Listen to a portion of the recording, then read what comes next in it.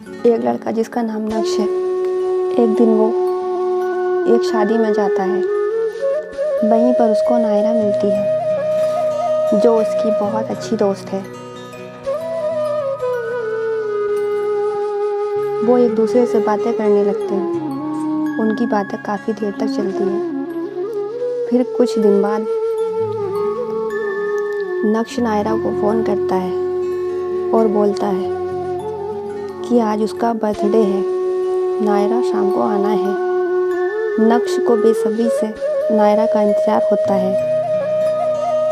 नायरा के आने के बाद ही नक्श केक काटता है।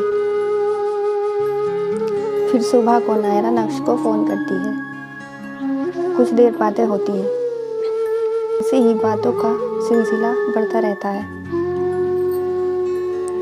अब उनको एक दूसरे से बात करने की आदत हो चुकी होती है। नायरा जो नक्श को बहुत अच्छा दोस्त समझती है, वही नक्श नायरा को चाहने लगता है। 3 दिन हो जाते हैं। नक्श नायरा को फ़ोन करता है, लेकिन उसका फ़ोन बंद जाता है। तभी नायरा का फ़ोन आता है। नक्श बोलता है, क्या हो गया नायरा, सब कुछ ठीक तो है ना? कब से मैं तुम्हें फ़ोन कर रहा हूँ, तुम्हारा फ़ोन क्यों नहीं लग रहा? तुमको पता है ना मैं कितना परेशान हो गया था।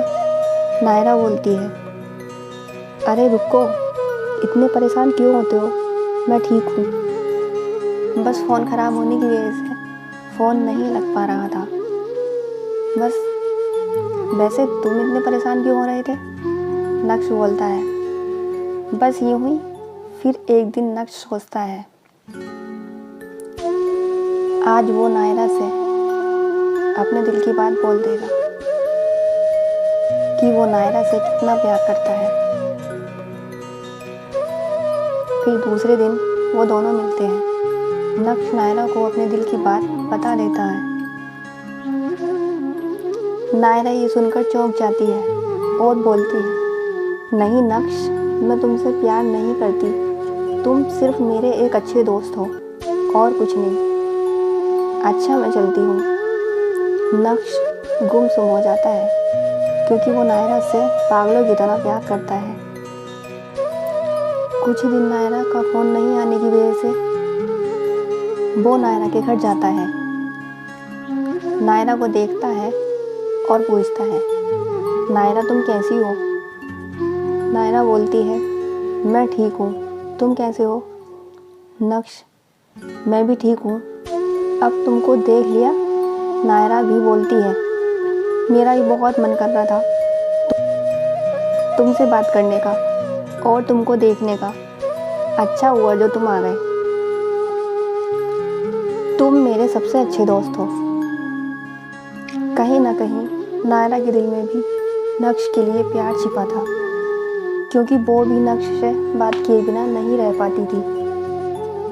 उसको भी नक्श से प्यार था। इन सब से वो अनजान थी। कुछ दिनों बाद नायरा के घर वाले नायरा की शादी तय कर देते हैं। नायरा नक्श के पास फ़ोन करती है और बोलती है, नक्श, मेरी शादी तय हो गई है, तुमको आना है। अचानक ये सुनकर नक्श की आंखें भर आती हैं और वो चुप हो जाता है। नायरा फ़ोन रख देती है। अब नक्श नायरा के बिना नहीं रह पाता। वो बहुत कोशिश करता है कि मैं नायरा के पास फ़ोन करूं, लेकिन वो नहीं कर पाता। उधर नायरा शादी की तैयारियों में लग जाती है। उधर नायरा शादी की तैयारियों में लगी थी। फिर भी वो बार बार फ़ोन देखती कि नक्श का फ़ोन क्यों नहीं आया।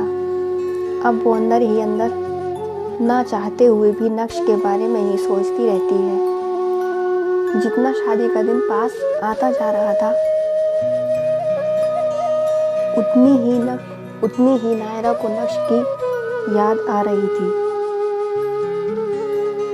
सोचती, पता नहीं नक्श कैसा है, क्यों उसने फ़ोन नहीं किया, कहाँ है, न जाने क्यों बहुत चिंता हो रही है। नक्श के और सोचती है कि मैं शादी से खुश क्यों नहीं हूँ, क्यों बार बार नक्श का ख्याल आ रहा है। वो समझ नहीं पा रही थी कि ये सब क्या है। अब नायरा की शादी का दिन आता है। नायरा शादी तो कर रही थी लेकिन वो खुश नहीं थी। अब उसको समझ आ रहा था कि कहीं ना कहीं वो भी नक्श को प्यार करने लगी है। इधर नक्श टूट जाता है क्योंकि उसका प्यार किसी और का होने जा रहा था। वो घर से बाहर निकलता है।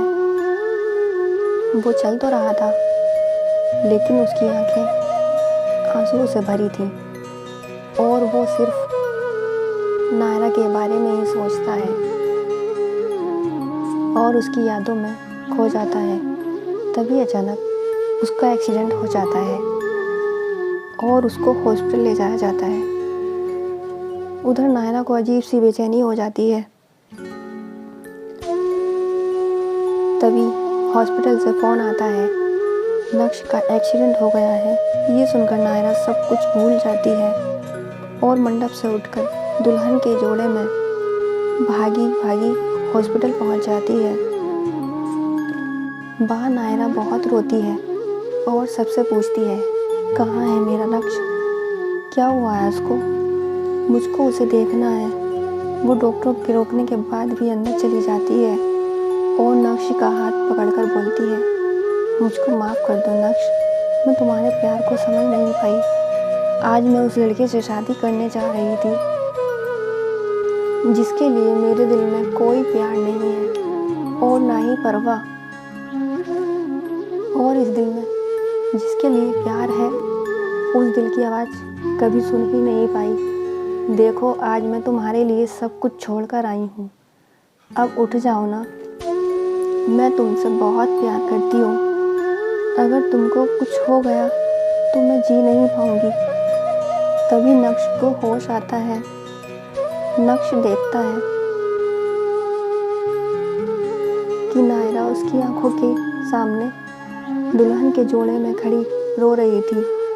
तभी वो नक्श को अपने सीने से लगा लेती है और बोलती है, ये लो नक्श सिंदूर, इसको मेरी मांग में भर दो और हमेशा के लिए अपनी बना लो। नक्श नायरा की मांग में सिंदूर भर देता है। अब दोनों बहुत खुश थे, इसलिए हमको वक्त रहते अपने दिल की बात सुन लेनी चाहिए, नहीं तो जब तक हम कुछ समझ पाते हैं तब तक बहुत देर हो चुकी होती है।